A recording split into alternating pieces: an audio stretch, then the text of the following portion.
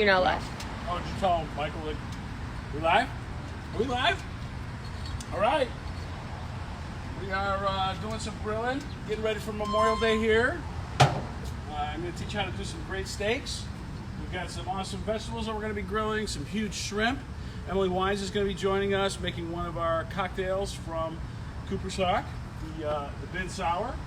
So, hope everybody had a chance to go out and do a little shopping. Otherwise, we'll teach you how to do everything, and you can do it tomorrow or Monday. So this is going to be a ton of fun. Cocktail. I think as we put in the earlier, get your baked potatoes ready if you wanted to eat with us. Is she on? Hey! Emily, hey! What's up? You're looking at it. Look at you, getting your grill on. Yeah. So I just want to tell you, so this is basically what the baked potatoes look like. They've been on for about an hour. What I wanted to show everybody just to test is I've got asbestos hands, but basically you just want to be able to push into the potato and not have it spring back. So these are ready. I'm going to pull them off before Emily starts the cocktail, and they'll be nice and hot for us later. But Emily, the floor is yours. Oh, by the way, Emily, look what I got. I made mine right before I came out here. My own. Very nice. I think I may have doubled the recipe though. I'm just saying. Yeah. We've got our great our cocktail glasses from retail. So, cheers, Emily. Take it away. Very cool. Well, I do have to say, I know that this is your recipe, and I kind of like to double it too. But tell me about how did you come up with this? It's your recipe. I want to know the story before I demonstrate it. We wanted to add a bourbon drink on, and the whiskey sour has always been a fantastic cocktail. So this was really our spin on a whiskey sour. So using some great Woodford bourbon, a little bit of lemon, orange, obviously, and then our little spin was that little addition of the port on top. So. I know you're going to take us through it, but that was really the inspiration. We just, obviously we're always using great ingredients. So fresh squeezed lemon, fresh squeezed orange, good stuff. Yeah, it's delicious. And of course, bin 61 being the bin number for our nightjar.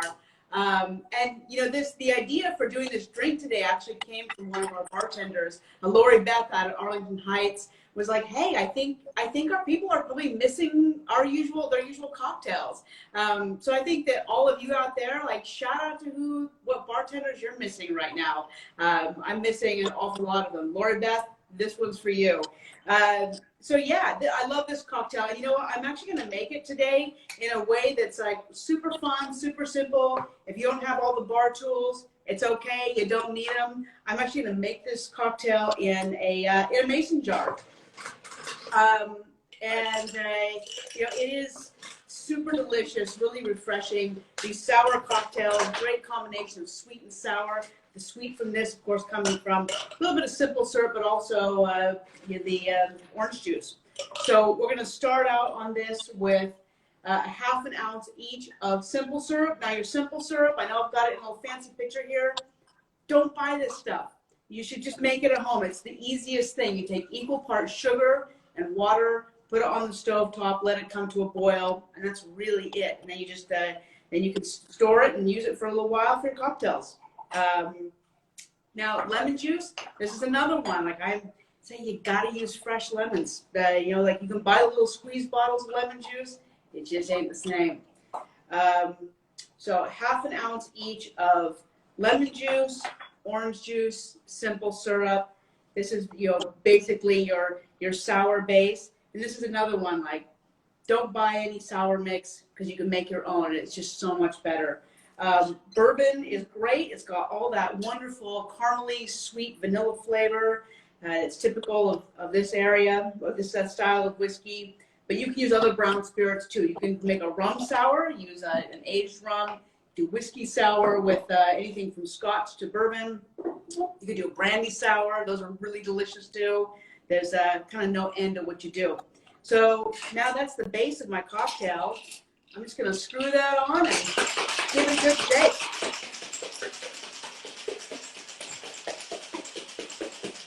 shaking is going to kind of break down the ice. It's also going to give you some dilution. It's going to chill the cocktail. All the aromas come out. So good. And I'm going to pour that into a glass. And now is the fun part, the float. So our night jar is our port style wine. So this is made in the same way that they make ports. What they do is they take really intense, big, dark, bold red grapes, and they start their fermentation. They've just barely started to ferment. They're at about 6 or 7% alcohol, and they add more alcohol. So they fortify this with brandy or like a neutral grape-based spirit. And what that does is it stops the fermentation, and then brings up the alcohol content. So this stuff is pretty high alcohol. I think it's about 18% alcohol. And all the sweetness that you get in night jar, that's just the natural sweetness of fresh grape juice. Good stuff. So you could just kind of float it gently on top. I even like to use a spoon. Fun little trick. If you take a spoon and you just pour over the top of the spoon, it helps sort of disperse the wine across the top. Gives you that nice dark purple float. Yummy stuff. I can actually smell it right now. Really intense. And then now here's the other really cool part. Take your orange. You're going to take a big old slice of the orange peel. You can smell, like when you do that with an orange, you get all that zest, that intense flavor. I'm going to squeeze it over the top. Yeah, Matt knows what I'm talking about. And then I'm going to rub it around the rim. So that means when I taste it, not only can I smell it, I can taste it, and I'm going to drop it in. That's it. So simple and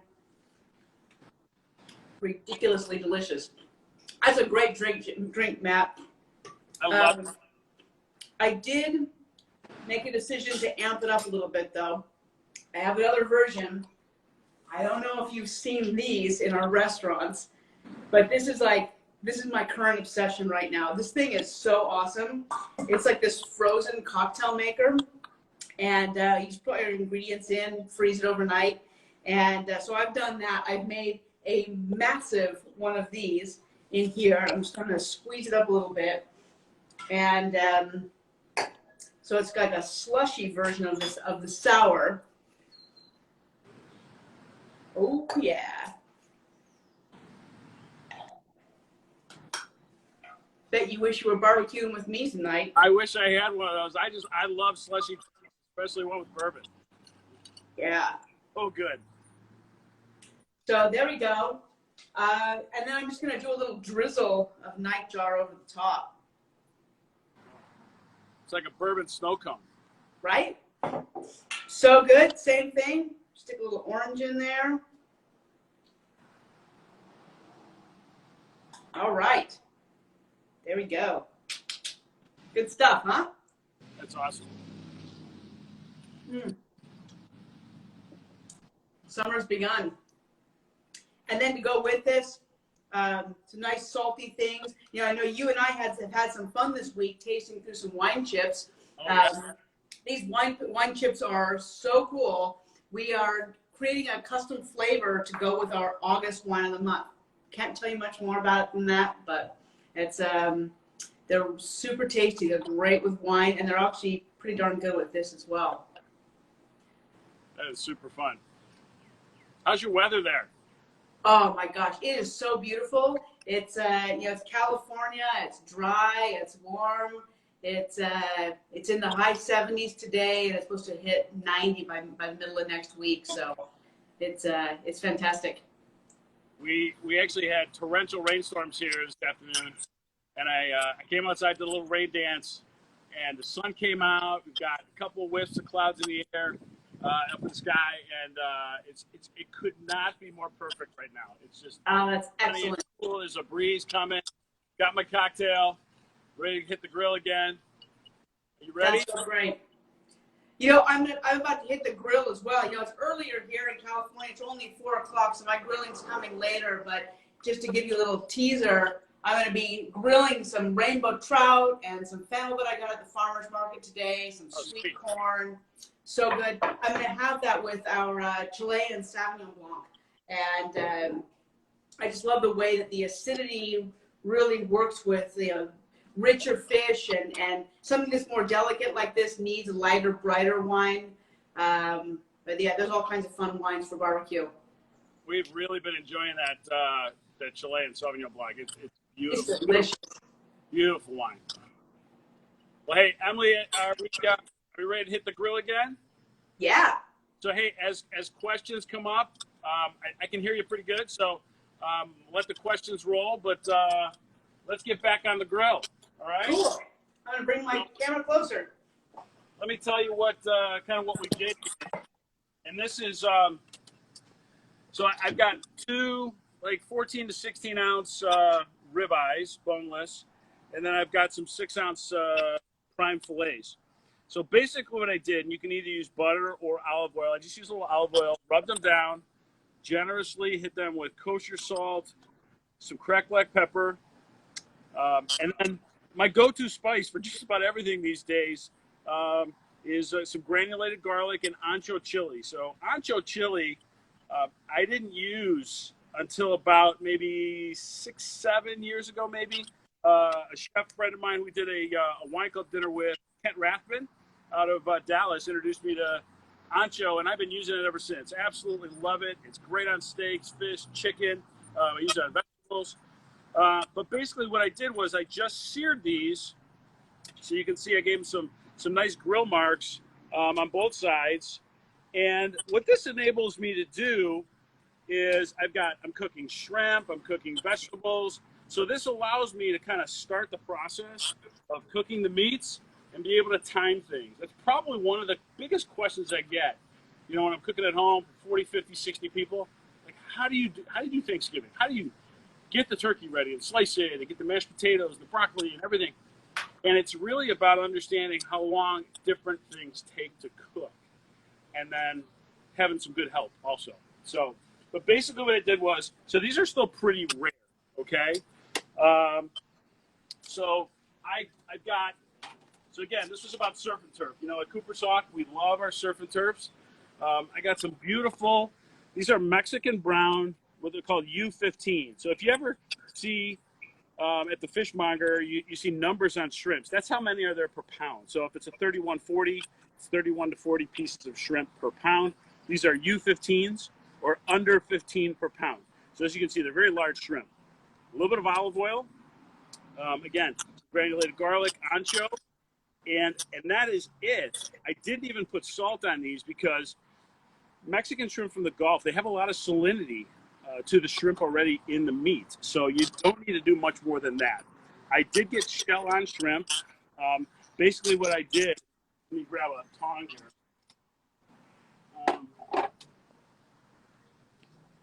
Basically what you do is you can stick either a knife or a fork right at the front here and just push it all the way to the back, and the shell comes right off. And if there's any dirt or sediment there, it basically comes right off. So super simple, and these cook very quickly.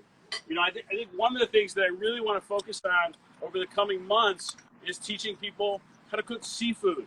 You know, I think everybody gets a little freaked out about, you know, hey, do we have to, you know, how long do you cook a piece of salmon? How long do you cook a piece of shrimp? So we're going to talk about shrimp today. But as a rule of thumb, it is way better to undercook seafood than overcook seafood. So, all right, so let's get rolling. Again, I took the potatoes off. We'll look at what those look like in a little bit.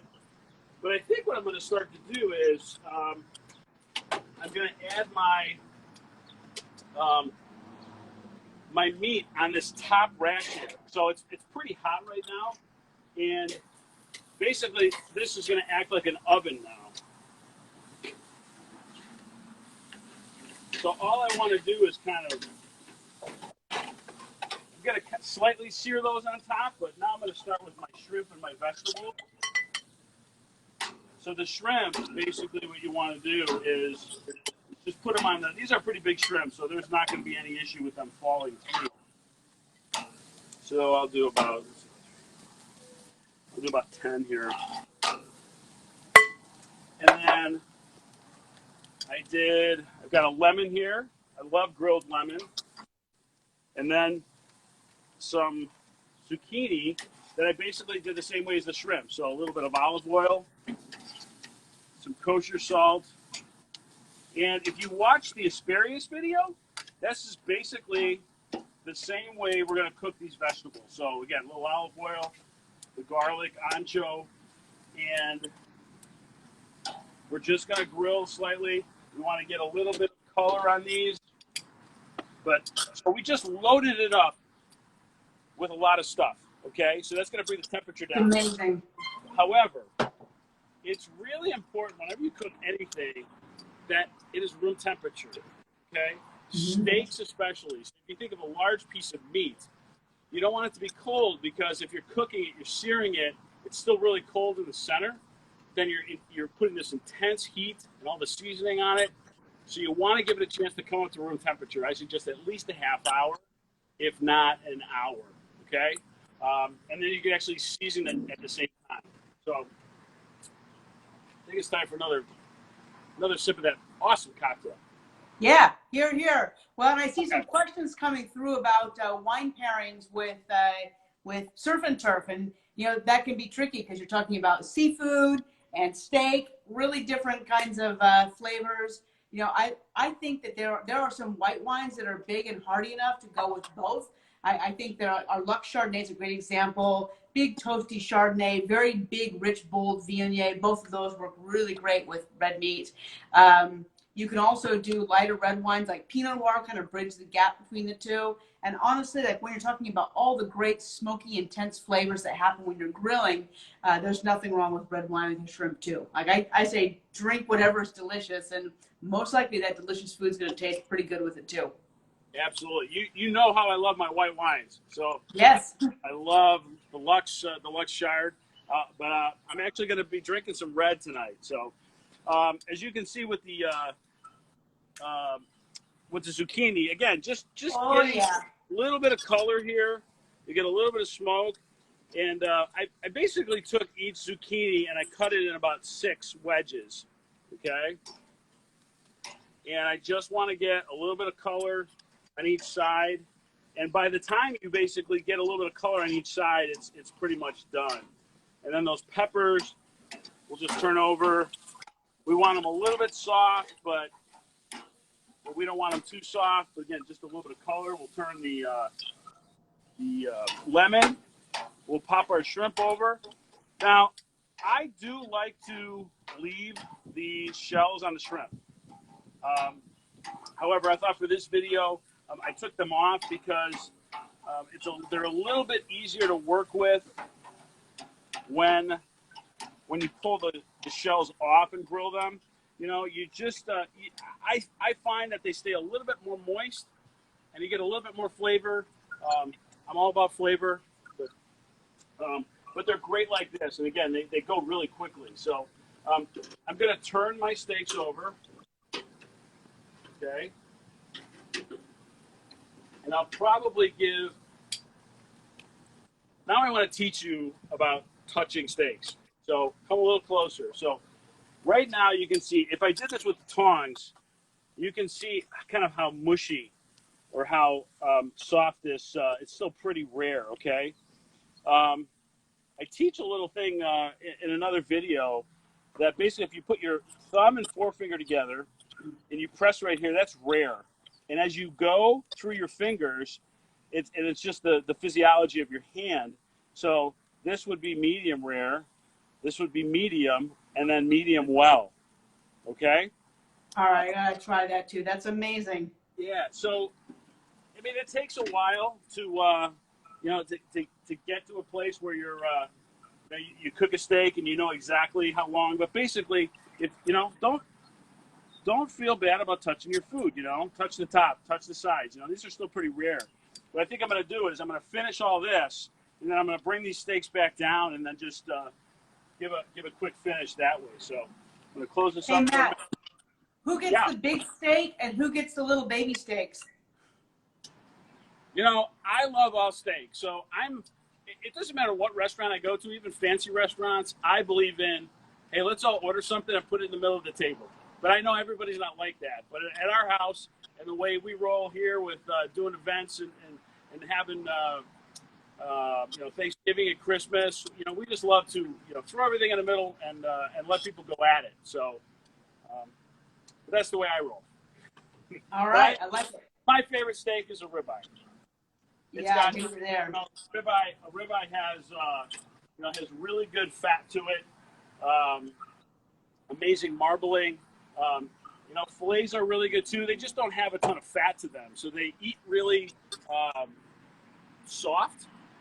They just don't have a ton of character to them, like a dry-aged strip would or a ribeye like this. So Yeah. but as you can see, I'm controlling my heat. Okay, if I had these steaks down here, I might be getting a lot of flames. Okay, but as you can see, everything's good here. Nothing's going crazy. How do you keep things from sticking? What was that again? You How spray do you it keep all. things from sticking on the grill? So again, with a little bit of olive oil here and how hot the grill is, nothing sticks. Now I will say, whenever I do salmon, I love salmon.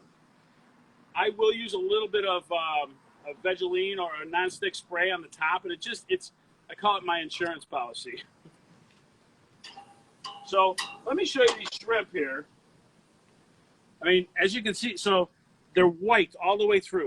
Those are done. I don't want to cook them any more than that. Yeah, that looks amazing. So we'll have a little bit of separation here. So we're gonna plate up the shrimp kind of right in the middle here. And is your grill on high or like what temperature Currently, are you trying to keep the grill at? So currently I have my back here is like kind of medium, but these other two I've got ripping hot up here. Okay.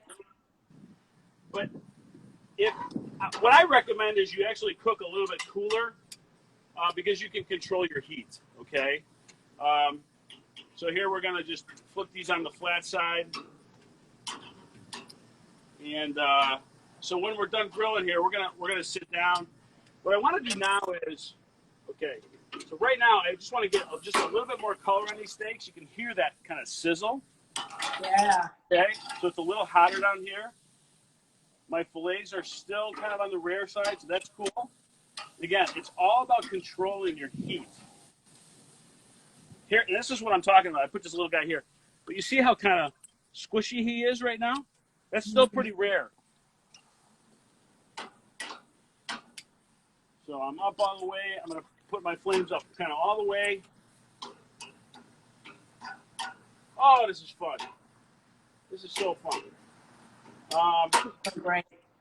What else we got? Any other questions while we're Yeah. Send over your other questions. I did see some other questions earlier about our next wine of the month. Man, you're going to be hearing about it very, very soon. It's a wine that I'm super excited about. It's a blend, and it's a blend that really pays tribute to the great resilience that our whole community has. It's actually called Resilience Red, and it's also a wine that honors our relationship with all of the great growers and vineyards that we work with around the world. And so it's a blend of just this incredible mix of wines. It's probably the most complex wine we've ever made at Cooper's Hawk, and it's freaking delicious. Like, it's a great grilling wine too. I love it. So I know I'm one up on all you out there. I'm already drinking it. It's really good. I think you're gonna like it too. Oh, that's awesome. I might let the cat out of the bag here. I'm not sure how many people we have on here, but we've got Memorial Day here. And for Father's Day, we're actually going to be doing a pickup at the restaurant. It'll be coming out soon. But I'll probably get in trouble for telling this, but hey, you get a little secret. But It's live. Can't take it back. We're going to be doing a pickup at the restaurant. So these beautiful 4-ounce fillets, baked potatoes that'll be already oiled and salted for you, a wedge salad, a choice of 2 different desserts, and then I'm going to create a video very similar to what we're doing here about how to put it all together. So, for Mother's Day, it was all about mom and coming and picking up food that's ready for you. But dads, we want you to be grilling, okay? Or mom, you can grill for dad. Maybe. I don't know. But it's going to be a ton of fun. It'll be a great value. And we love to cook on the grill all the time. So these peppers, again, not a ton of char. It's not like we're doing roasted red peppers. These are just grilled. So as you can see, they're just a little soft here. They're perfect. Here's another thing I want to show you here. Get really close. As you can see, there's like a little bit of blood that's just starting to come out of this steak here. It's perfectly done. Okay? If you ever see that, the steak is really good. So. Oh, you're making me so hungry. Right now, what we want to do is we want to rest. We want these steaks to rest. Oh my gosh, these are looking so good. So I'm going to start taking these off again. They're perfect. So we got one, a little bit longer here. Just a touch longer. Oh, so good. So good. That's brilliant. Any other questions so far? I'm going to give a pinch more heat. Well, I want to put it out there too. Another event we've got coming up, Matt and I get to hang out here together and drink and cook and do all of that together. But we want to actually see, because I know all of you are sitting at home and you are whipping up some incredible drinks and incredible food, and we want to hang out with you. And so I know that I think it's June 6th, we're going to do an event where we pick a wine club member to create a cocktail, and I'll go on live with you, and I'm going to make your drink and drink it with you. And I should do the same thing, right? Something with food. That is going to be so much fun. I can't wait. I can't wait. So more details are coming about that. Yeah. So question for you, Matt, what doneness level is it when the blood comes to the top? It's about medium rare. Okay. Yeah. That so now really, perfect. what's really important, so I'm going to pull these steaks off. What's really important now is resting, okay? And I'm not talking about us resting. I'm talking about the meat resting. And I'm going to give you an analogy when as soon as we sit down. Actually, I'll give it to you now. So I think this is the best analogy for the way proteins work. Okay.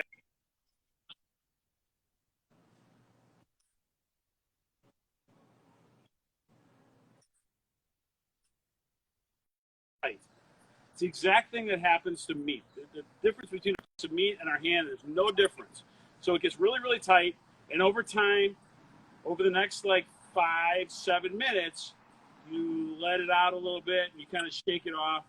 That's the exact thing that happens to meat. Okay, so we give it this intense heat.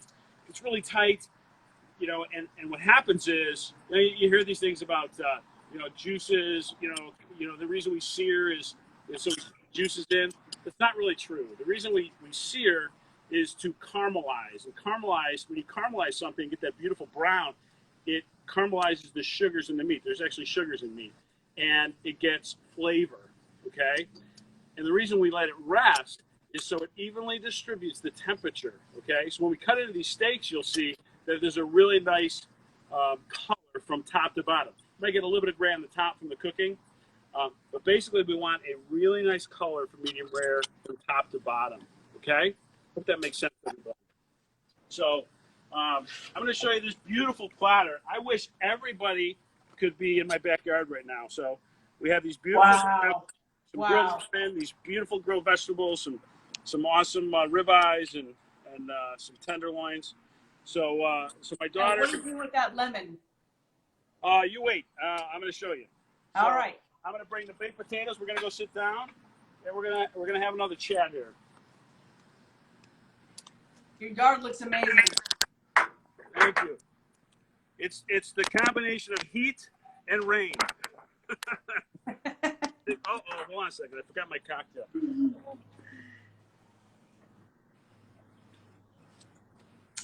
Wow. This is making me so hungry. I want some Lux Meritage. I want some Chard. This is the way we like to roll. Now, I don't know if I put this in the recipe for I can't remember what hack it was. Oh, it's for the broccoli. Okay, so we did a recipe for grilled broccoli with the garlic butter. So, you hear in fancy restaurants, maitre d' hotel butter. Basically, that's what this is. It's our version. So it's garlic, softened butter, a little bit of salt and pepper, some herbs, whatever you like. And what I like to do, and it's nice and soft, it's been outside. So I love to finish steaks with this. Okay. So you give it a little smear, kind of right at the end here. Every steak gets a little bit, okay. And I also like to do it I also like to do it to the shrimp. Okay. So Emily, Yeah. what do you want to have the lemon used for on here? Man, I just want to like squeeze it on everything. Absolutely. Absolutely. That's basically what it is. So it's for the shrimp, the steaks, the veg. I love grilled lemon. Yeah.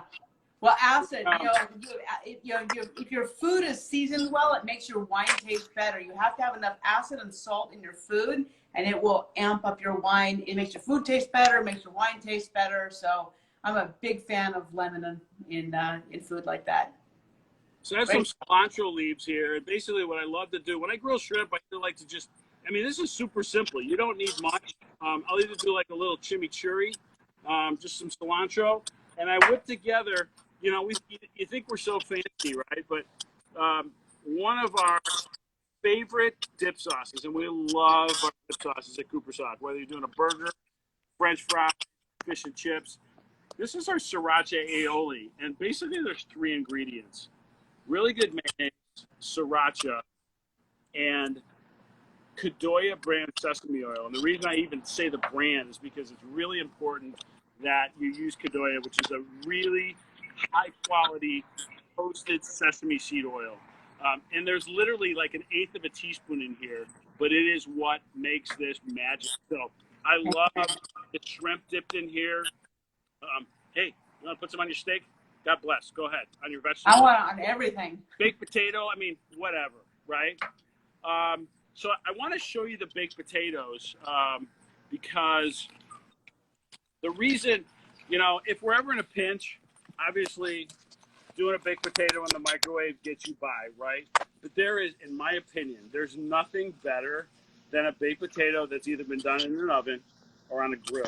And more specifically a grill because you get that great smoky flavor. But so I've got, these are called 70 count potatoes. So there's 72 pounds. Hey, Matt, just a quick question here. The sesame oil, you call it Kadoya? How does that spell? Kadoya is the brand, Kadoya. Okay, cool. I think we need to write another book. I'll have to tell Tim because yeah, what's interesting about us, I want all these tips. we're very, very specific about the brands that we use across the country. We use the same ingredients in the restaurants all over the country. So the reason I wanted to show you this, so when you cut these baked potatoes, they're so fluffy. Okay, you see how fluffy that is? So wow. big old scoop of some great Kerrygold butter. I love my Kerrygold butter and sour cream and some cheese and whatever. But these are the awesome baked potatoes you get for Father's Day if you place your order with us. So, but oh my God, these are so good. So, but olive oil, and you salt the heck out of these things. It's really, it gives it this beautiful crust. But you really don't need any more salt on the inside. You can, but I don't think so personally. But these baked potatoes are just absolutely delicious. Put that right there. You see how quick that was. It was super, super simple. Yeah. But this is grilling 101, and we're gonna do more of this, and we're gonna continue to bring you and us together and teach you more about the way that we love to cook and the way the passion that Emily has for wine. And Emily, here we go. This is what I'm drinking tonight. Excellent choice. That is, to me, that is the ultimate barbecue wine. That's a great call. Yeah. So, yeah. But cheers. Let's open it up and let's answer some more questions and see what people are thinking out there. Yeah. What are all of you guys cooking for Memorial Day? I love barbecue wine. I just think that there's something about grilling that just brings out such incredible flavors in food, and the way that plays off wine. I know I did a video recently about spring vegetables in wine, totally different flavor profile, but grilling, that smokiness, that richness, the caramelization that you're talking about, it calls for a wine that's so much more amped up. And something really juicy like Zinfandel, Petite Syrah, Shiraz, like all that big like black pepper intense flavor is amazing with grilled food. For seafood, like even if you're somebody who hates oaky Chardonnay, that is the time to pull that wine out, because grilled chicken, grilled fish, things that are maybe a little bit more delicate, you get that smokiness, especially if there's like olive oil and butter involved. It's so good. Oh, I see a question about the best seasoning to put on lamb. I know I love grilling lamb. Ooh, lamb. Yeah. Wow. Wow. I have so many different things I do with lamb. I would say probably my favorite though is, so as a base, just, great kosher salt and pepper. But red curry. Yeah. I love this. And even a store-bought one is pretty good. But if you any recipes online, any kind of Malaysian red curry on lamb on the grill, it's just spectacular. With the lemongrass, kaffir lime, and onion, a little bit of ginger, cumin, coriander seeds. That's a great way to do it. Another way is, again, just tons of garlic, some herbs, whatever herbs you like. You can go rosemary, which is pretty strong. You can go tarragon, which is another great match made in heaven with lamb. Yeah. Awesome. And any tips for grilling lobster tails? Exactly like we did the shrimp. Yeah. So if you buy lobster tails, typically you're going to get them frozen. If you get them fresh, that's great. But basically, you can clip the backs of the or the top, the dome part of the lobster tail. Okay, kind of crack it open, pull the meat out, and then you can lay it back on top of the shell, basically, and just a little bit of olive oil, salt, pepper, and then you can use a little bit of garlic or ancho, and then make yourself a little bit of garlic butter, and then throw it on the grill, kind of on that top, and just let it kind of steam. And the thing about lobster doesn't like really intense heat. It likes kind of low and slow. So you do it on the grill, top great, go slow, lots of garlic butter, and then like an aioli like this, like sriracha aioli, kind of to dip in, super awesome. And how about ribs? Any good tips for doing ribs? Ribs, ribs are interesting.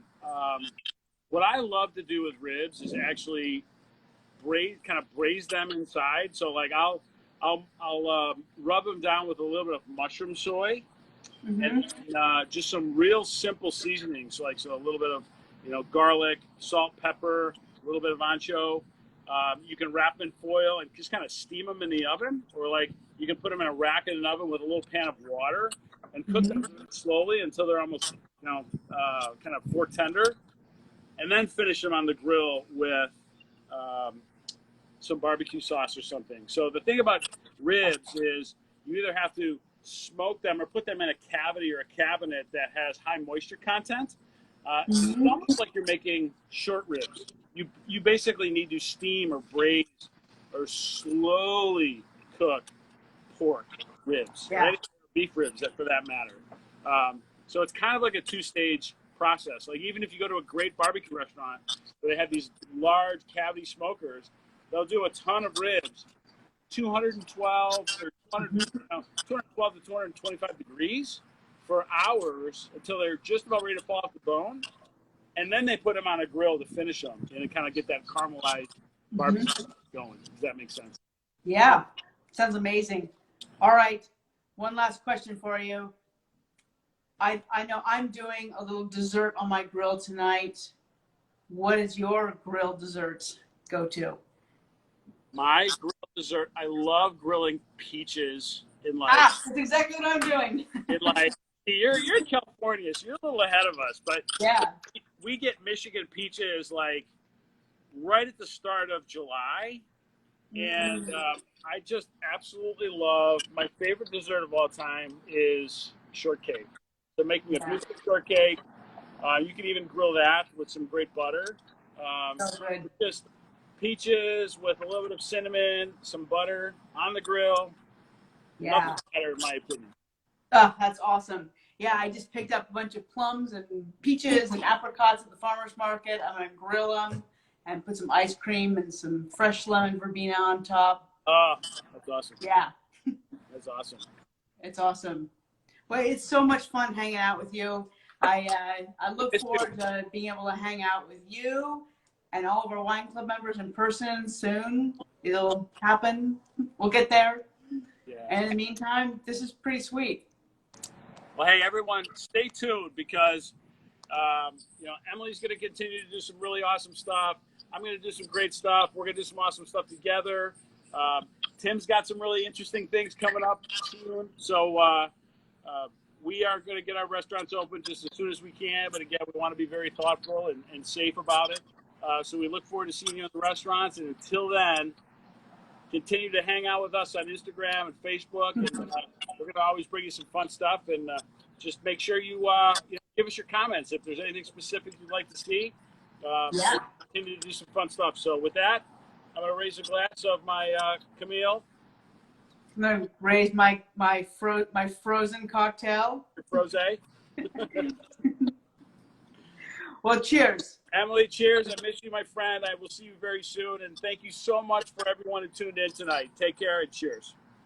Have a great Memorial Day. Cheers.